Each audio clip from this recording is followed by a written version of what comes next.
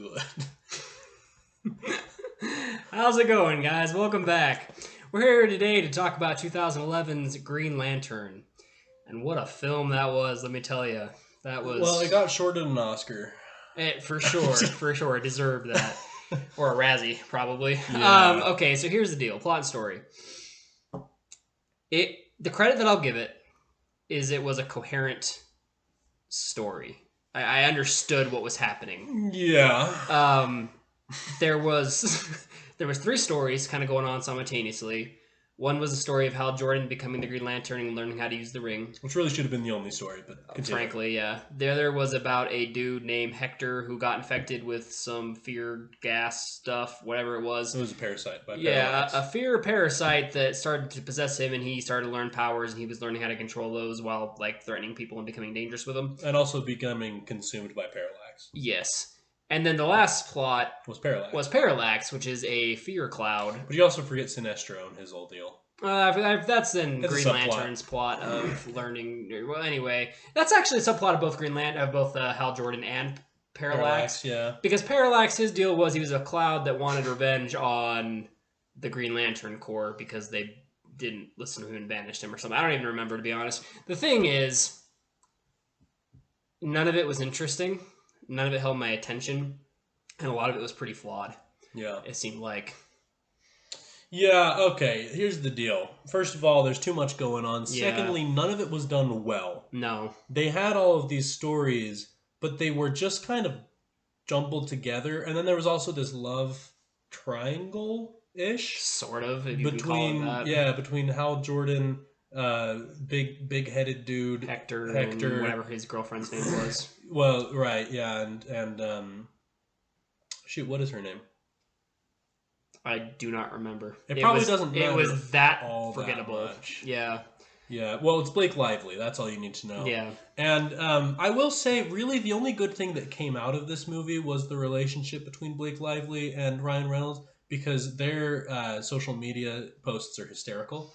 Oh, you mean the actors, not the characters? Yeah, no, the actors. I was going to say, I did not buy that love story even for a minute. No, it was really stupid. And I also still have really no idea what she was. Because at one point she was a pilot, and then she was like the head of the pilot place, and then she wasn't anything. They never talked about her job position ever again. No, she was his girlfriend that the whole purpose was to give him pep talks. But we'll get to characters in a minute. Right, yeah, no, the story's bad, though. Yeah, the story's really bad. I honestly, I don't really have a lot to say other than there's too much going on and none of it worked. Yeah. I felt like it was really choppy. Way it would go from Hal Jordan to Hector and Hal Jordan to Hector, like almost simultaneously. Like Hal Jordan gets the ring, Hector gets infected. Hal Jordan learns to do his power, Hector starts to learn he's psychic. Yeah. Like it just like constant back and forth. And Parallax, is that his name? Yeah, that's his name. Parallax. That story that ended up being like the big final climactic battle was almost sidelined until the very end, it felt like to me.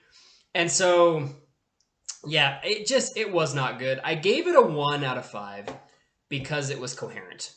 That's really all I can give. And like, I don't have any like specific nitpicky issues with anything other than it was just too much. It didn't really work.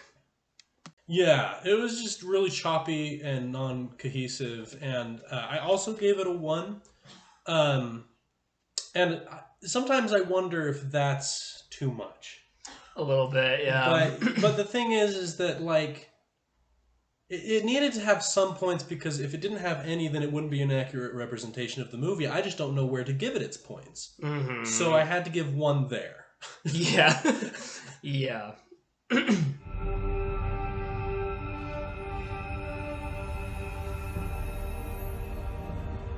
Brightest day, and blackest night.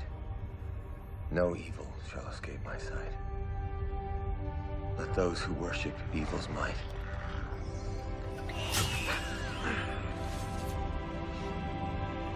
beware my power. Green Lantern's life.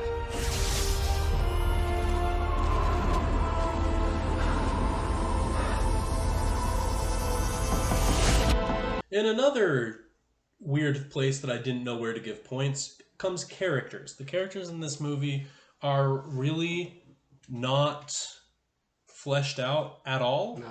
No. At one hand, you have characters. There's like 3 tiers of characters that do okay. There's the main characters, and then there's the side characters that are there for a significant amount of time, and then there's the side characters that are only there for a little bit, like Amanda Waller. Main characters, I didn't have any beef with the casting necessarily. I just wish that the writing had been significantly better. Yeah, what I was noticing is, well, like let's just take the lead for example. Ryan Reynolds is a very likable guy. Mm-hmm. Anytime he's on screen, you can't help but like him. That being said, I've never read a Green Lantern comic, but having watched this movie, I still could not tell you what the character of Hal Jordan is supposed to be like, because it seemed to me like he had the Ryan Reynolds charm just because he's played by Ryan Reynolds. Mm-hmm. But the character of Hal Jordan went from being kind of cocky and arrogant to being a sad quitter, kind of mopey kind of character, to being a very like I can do whatever kind of character. And it was just it just depended on the scene. If he was being arrogant, if he was being a clown, or if he was being mopey. Yeah, it's true. I could not tell you like who is Hal Jordan supposed to be as a character. Like I can tell you who Peter Parker is supposed to be. I could tell you who. And it's not Andrew Garfield. Well, yeah. I could tell you who, Bruce Banner is supposed to be, but I cannot tell you who Hal Jordan is supposed to be. That's a good point. That's a very, very good point, because Ryan Reynolds, Hal Jordan in this movie was just Ryan Reynolds doing what the director said, which I know that's how acting works, but hear me out. It's like his character was not fleshed out. We have, like you said, we don't know who he's supposed to be, we don't know how he's supposed to act, and we can't predict how he would act in a different situation because we don't know the character. Yeah. And that's actually kind of an issue that we had with, well, pretty much just that character now that I'm thinking about it, because we knew who Hector was. Yeah, but see, Hector I had a whole different problem with. I don't even know that actor's name. Hector, I don't want to. No, it's Peter something. But anyway, Hector was so cartoony that he felt out of place. In this movie, that's saying something, because this movie is very cartoony. This movie's very cartoony, but he just would scream for no reason, and he would jump up and down and shout, and the way he looked, which I'll get into in cinematics, but he just was not a real person. And I know that this is a superhero movie, and that's a problem that a lot of superhero movies have, is they try to put a person in there who looks like a real person, doesn't act like a real person. Mm-hmm. But that was very much him, and I had a really hard time watching him. Well, but the difference is that you can do that with Superman because he's not a real person. So you can have somebody out of the world come in and look weird, but Hector is supposed to be a real person that was changed into an alien, not an alien that's trying to change into a real person. It didn't make sense. Right. It felt wrong. Yeah, no, I agree. It didn't work. And the rest of them, like Blake Lively, honestly, I don't know. I'm not really familiar with her work, but in this movie, she reminded me painfully of whatever that girl's name was that played the Hulk's girlfriend in the original Hulk movie. Oof. In the fact that she had very little expression on her face at any given time. She was pretty expressionless in the way she talked, and she just seemed to be there to be pretty. Like I struggled with her, and I don't know if it was the writing. I don't know if it's her as an actress. I don't know Blake Lively. I know the name, but I don't know her work. But whatever it was, she bothered me. Hector bothered me. Ryan Reynolds and the dude that played Sinestro were okay, but again, it didn't do enough to. Sinestro felt good, and so did, I was going to say, Amanda Waller, while she played a very, very small role. Yeah. I actually liked her as Amanda Waller. She reminds me of all of the other portrayals of Amanda Waller that I've seen, and I've seen at least 3 that I can name off the top of my head. And they were all exactly like that. So I think that's how she's supposed to be. Yeah. So I liked that. I gave it a 1. I gave it a 1.5, and I think I gave it a 1.5 because I enjoyed Ryan Reynolds enough, even though I don't know Hal Jordan, but I liked Ryan Reynolds enough that he made the movie watchable. And I also thought Sinestro did a good enough job that it was okay. So 1.5. Yeah. I have an issue with Sinestro as a character in this movie because he at first is the one that is telling everybody that Will is the strongest, and then just on the turn of a freaking dime. He's just like, Let's give well, up. let's go ahead and give up and let's move to fear. Yeah. Because fear is clearly more powerful. Well, I feel like the impression I got was he watches his little army that he thought was going to just come in and demolish this guy get destroyed. And then he automatically saw something. And I don't know, Sinestro, maybe I'm blowing this up, but it seemed like Sinestro was kind of power hungry and he just wanted whatever power was more powerful. And at first he thought that was Will, but when he saw Will get beat by fear, he decided he wants to do that. Maybe. But that said, by the end of the movie, he sees that Will overcame fear and he still switches, which is really dumb. But anyway. Another character that I want to briefly talk about is Parallax. Because Parallax was a cloud in this movie. And Parallax is usually portrayed as more of a dragon. And one of those things is significantly more scary than the other. Yeah. Now, I'm not going to say which one, but I will say it would have been probably more interesting to watch a dragon attack the Green Lantern Corps and Earth than a cloud. Agreed. Agreed. That's all I'm saying. Just going to leave it there. Moving on. Agreed. You're just as afraid. Well, I used to fight my fear. But now that I've tasted its true power, I'll never go back.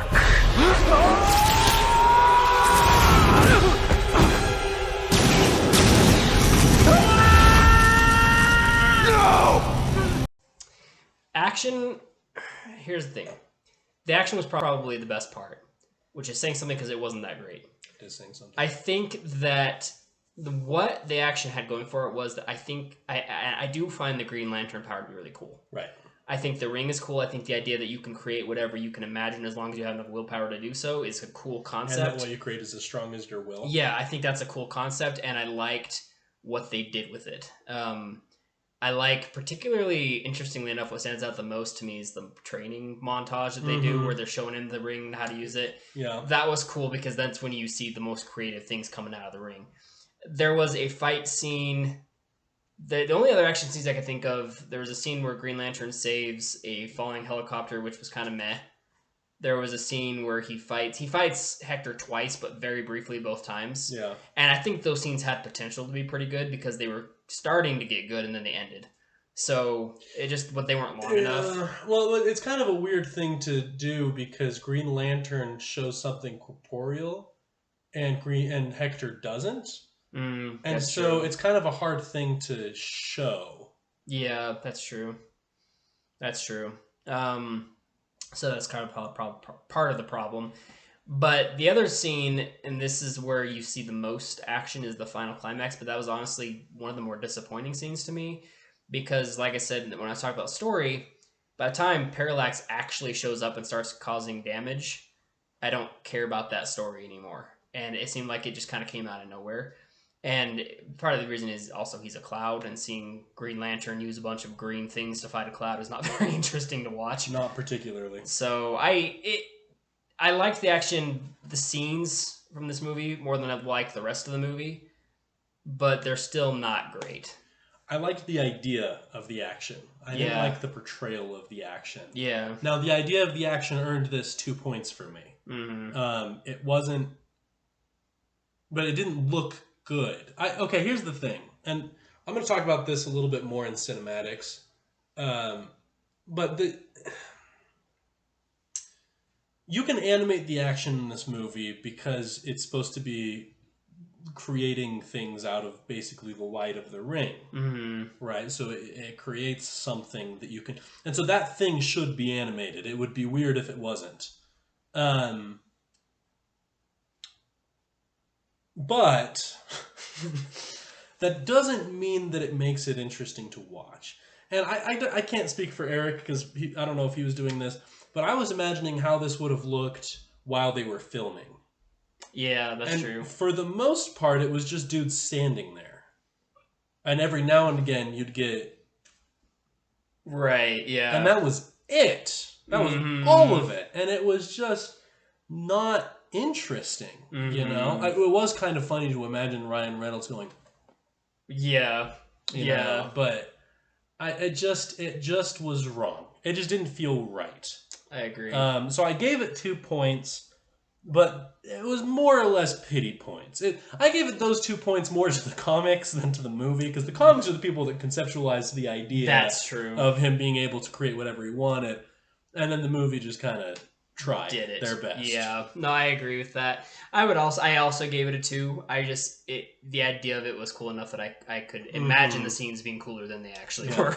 So, and this is one of those places where we gave it points because we don't really know where else to give it these points. It needs to have some, because the movie is watchable. It's not horrible. It's not unbearable like some of the other movies in this world. So it wouldn't be fair to give it a 0 down the line. But it's not a good movie, and it's hard to determine where to put the points. And the action is the highlight of the movie. The action is definitely the highlight of the movie. For sure. Feel that? Just the gravitational pull of your average sun makes flying through space very dangerous. The bigger you are, the quicker you burn. Gravity's a bitch. Here, let me help you. Remember, your enemy, he's not gonna play fair.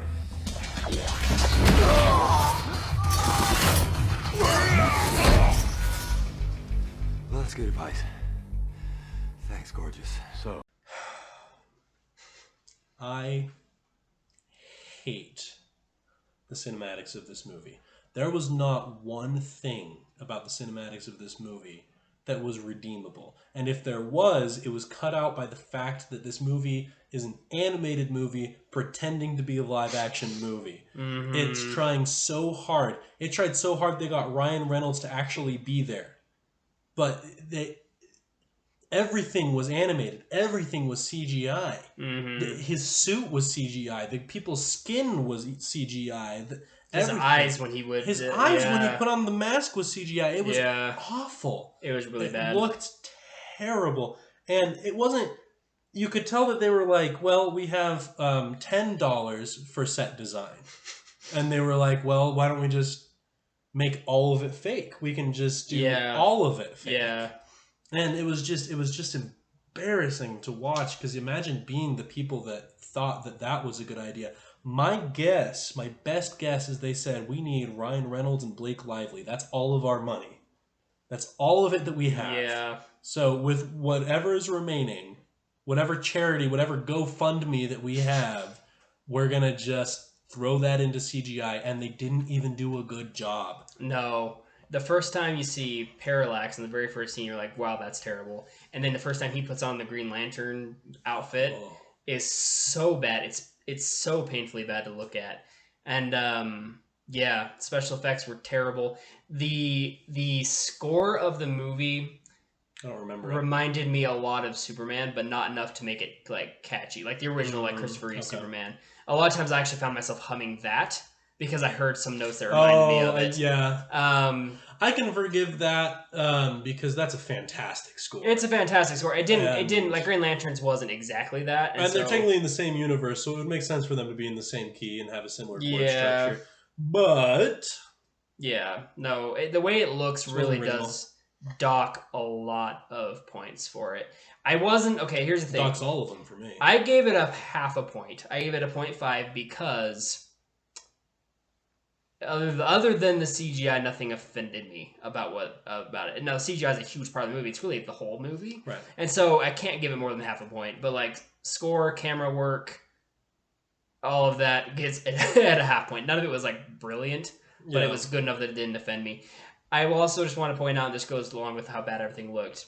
Once, what was his name? Hector gets infected, and he starts to grow his head. It looked disgusting. Yeah. Like, it didn't look... And I'm sure that's what they were going for, but I wish they hadn't. I wish they hadn't. It was a poor decision. It was a very poor decision. And I don't know what he looks like in the comics. Maybe he does look like that, but...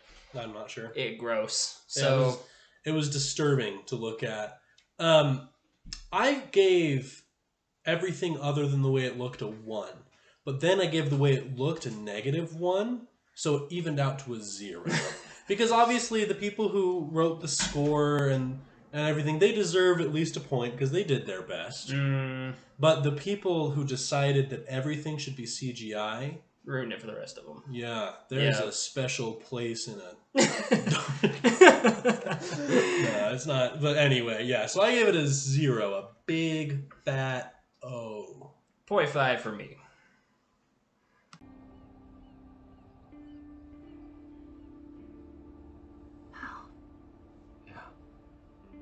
Can you take off the mask?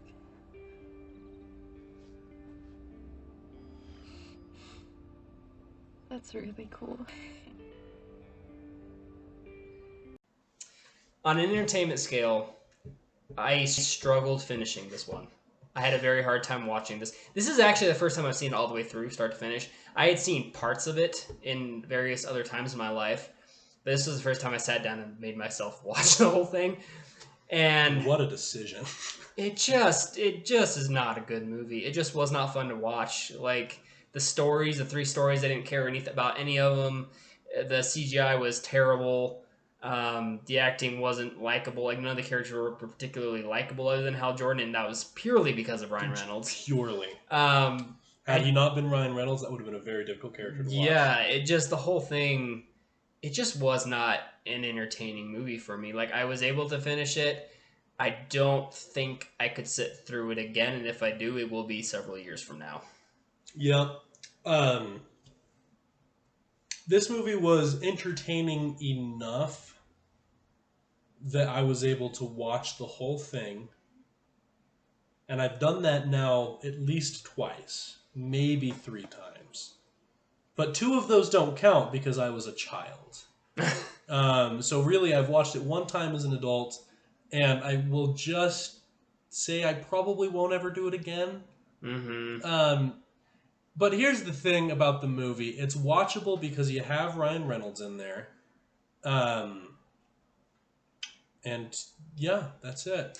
Yeah, and then the concept is cool. The concept. That's one thing. The one redeeming quality that I was going to talk about is I had enough fun imagining the world that they had built that I was able to kind of survive off of that image in my mind. It was almost worth watching. Yeah, just because of that concept.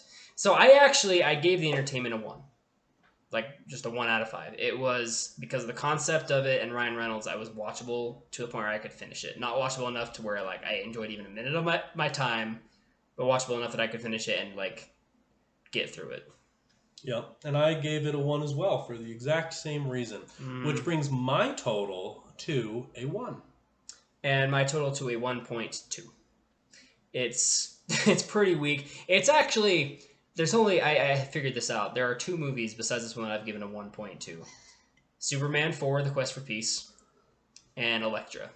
Those are the 2 movies that are tied with Green Lantern on my roster here.